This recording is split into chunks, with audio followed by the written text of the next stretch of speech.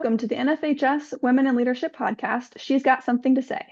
I'm joined today by MK McGee, a Nebraska high school basketball official and creator of the Her Call newsletter. MK will be sharing her thoughts and experiences on creating a community of support for female officials. MK, thanks for joining us today. Thanks for having me. Great, well, let's get started. First off, can you just give us a little insight into what your journey in sports has looked like?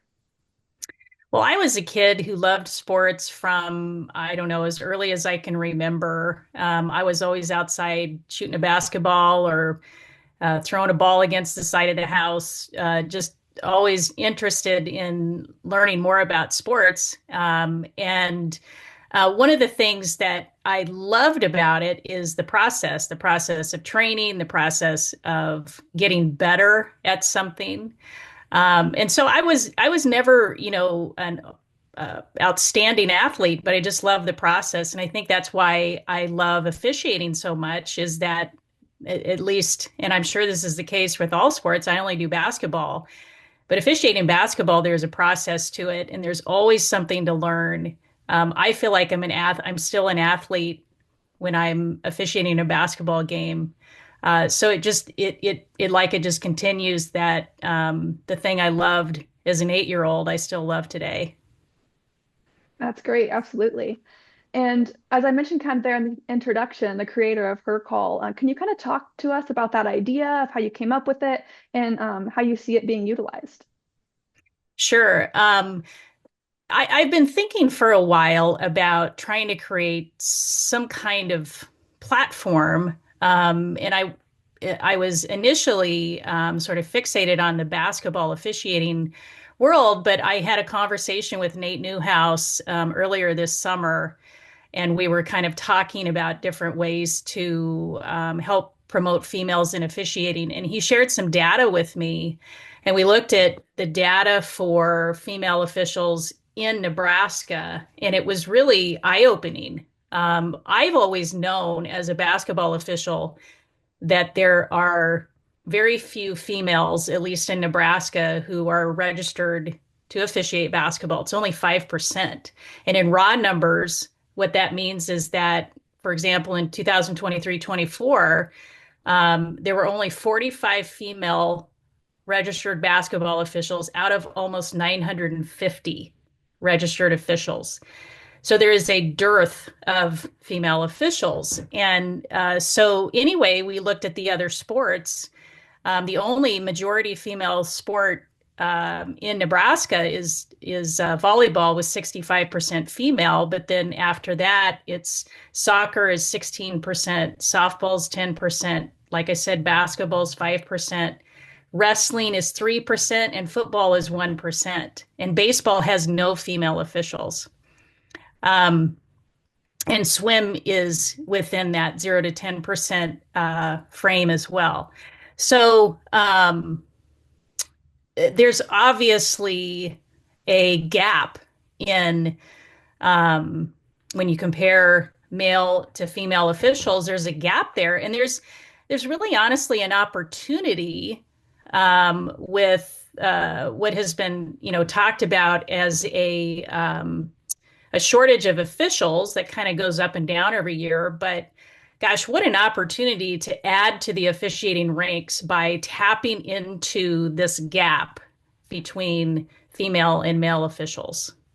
So the point of Her Call was to provide one piece of the picture that could help recruit, retain, and support female officials. And I think that's great, especially in the world today. Of you mentioned the recruitment, retention, and support are the goals that define Her Call. So, what do you believe is going to be the biggest challenge as you look to promote and strengthen these areas? Well, I think you can split those three things apart. Recruitment is just a matter of, getting in front of people and uh, sparking their imagination that this is something that they could do, right? That you can go out there and officiate a basketball game, and it doesn't matter. You could officiate a club basketball game, you could officiate a varsity basketball game, or you could see yourself going into the college ranks. Um, And likewise with every sport, it's the the phrase, if you see it, you can be it. And so we have to get in front of females and let them know that this is a possibility for them and that they will be supported and that they will be trained, to be a good official. So recruitment is just getting in front of people, and there are challenges with that. I mean, I think part of the reason that I started Her Call, I mean, it's a platform, it's a website that you can go to, is it just provides a landing pad for people to go to gain more information about each of the sports and to read stories about other female officials who have had some success in the different sports. Um, so it just provides some stickiness to this whole idea of getting in front of people. Provides a landing place for that. But we also need to be, having conversations with college athletes. We need to be having conversations with high school athletes. We need to engage in those sorts of things so that, again, maybe the thought crossed that athlete's mind, hey, I could stay involved in the sport by officiating. But, we as officials need to take that leadership role and step in and say, hey, yeah, this is something you can do. And here's the path you can take to do that. Retention is another thing. I think it's, there's so many, in looking at the data, there's so many officials who sign up for 1 year and don't go any further, or they pay their dues and they don't go through the registration process. And so we need to do something to catch those officials and help them get connected to other people that can sort of inspire them and help them walk through the challenges of officiating, so that they want to do it the next year and the next year and the next year. I mean, if you can get an official to go at least 5 years, they're probably going to keep going, So there's the challenge with keeping them in the game. And then support. I mean, it's just, there's all kinds of support out there. But what I saw as an opportunity with Her Call is I didn't find anything that was specifically catered to the female sports official. And there's certain things that are unique to the female sports official, and I'll give you one example, that being uniforms. If you're an aspiring football official, either flag official or tackle football official, trying to find a pair of pants that fits is really challenging. Trying to find a jersey that fits, maybe trying to find wrestling uniforms that fit, shoes that fit. I always had a hard time finding shoes for the longest time. So if we can provide specific support in that way, that alleviates a barrier that can oftentimes make it difficult for females to get into officiating.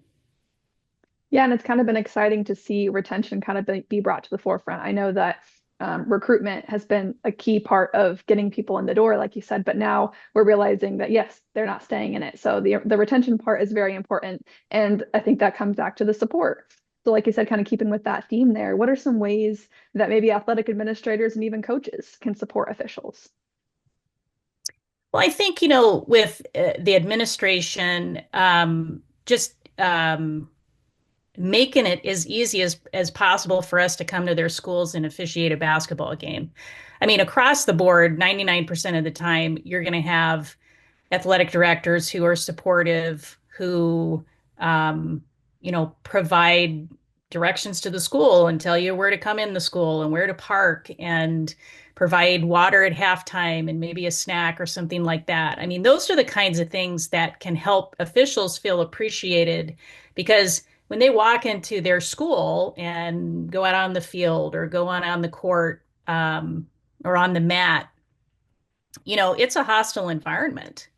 It's an emotional environment. Everybody is emotional. And so if the athletic director can be like the official and, take the emotion out of it and just provide a supportive environment, I think that's the biggest thing that they can do. And like I said, across the board, that's been my experience with athletic directors.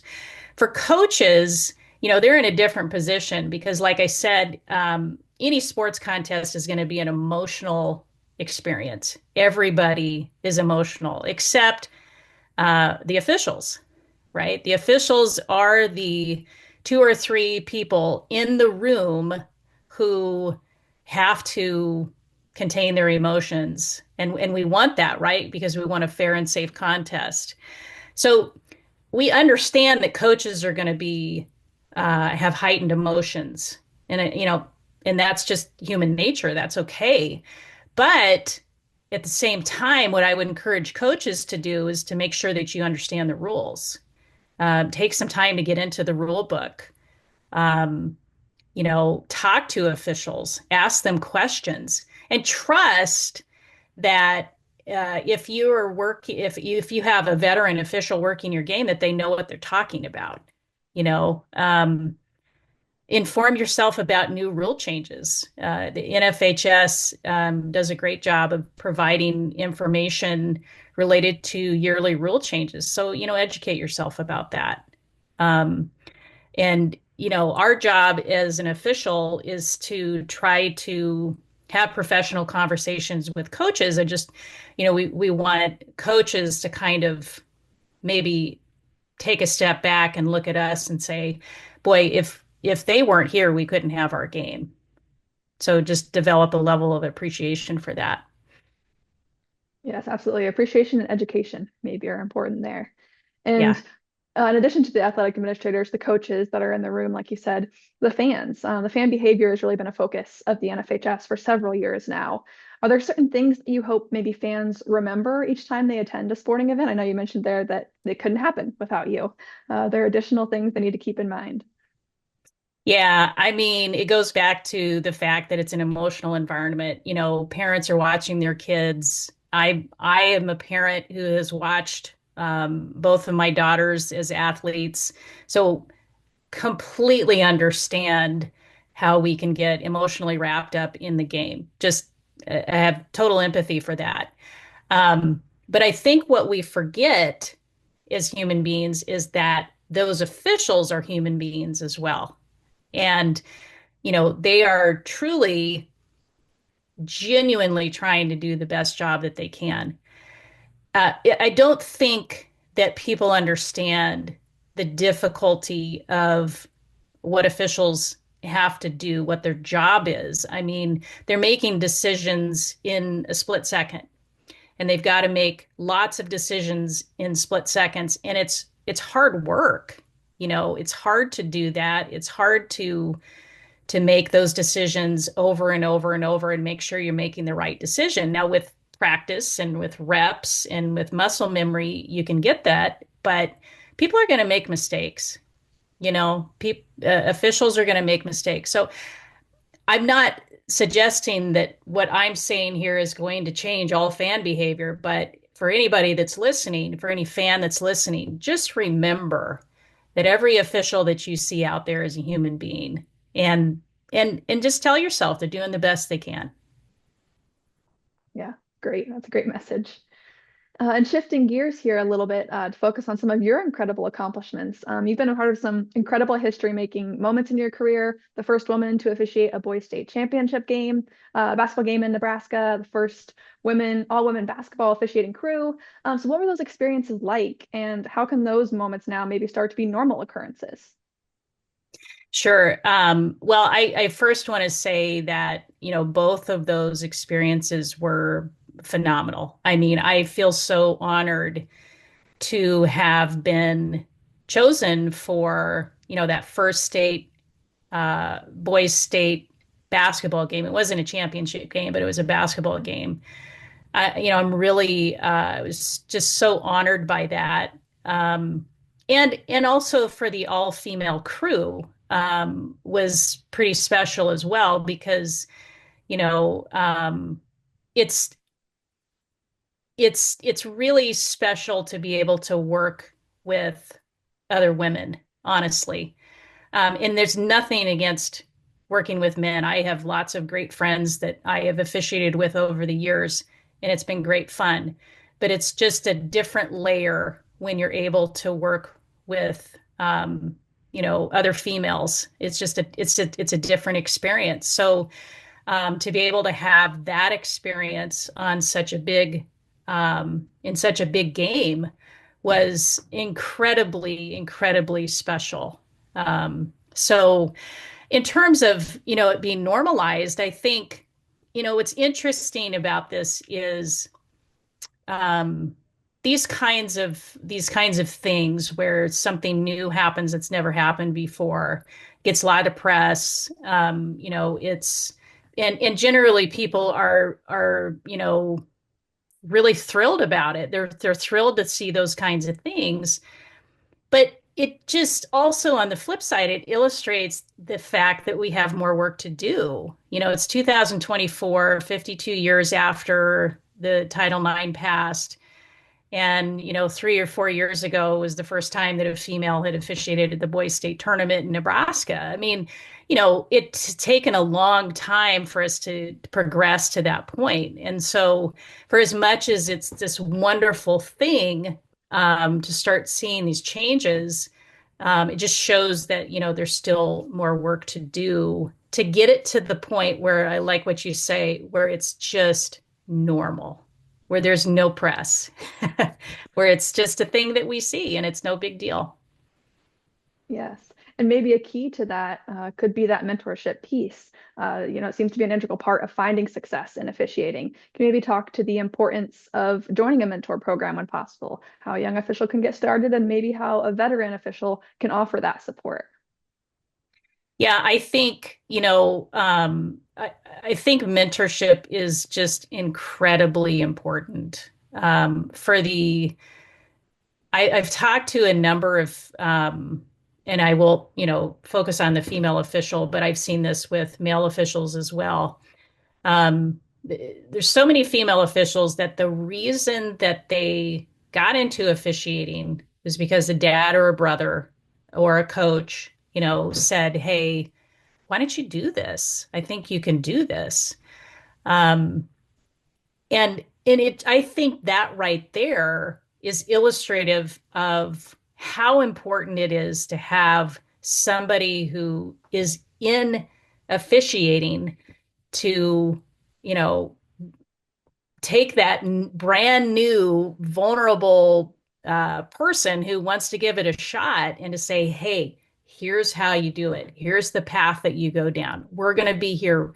We're going to be with you every step of the way. We're not going to let you be put in situations that are, over your head. We're going to be helping you." So, it just illustrates the fact that mentorship is so important. Do we have the mentoring that we need to have in officiating? I don't think we do.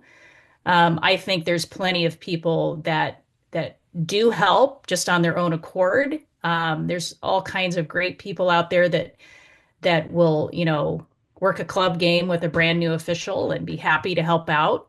But in terms of, formalized mentoring, I think that's an area for improvement, at least here in Nebraska, in terms of creating opportunities for people to just the very first year that they get into officiating. Here's your group that you can, and here's your person that you can depend on and help you.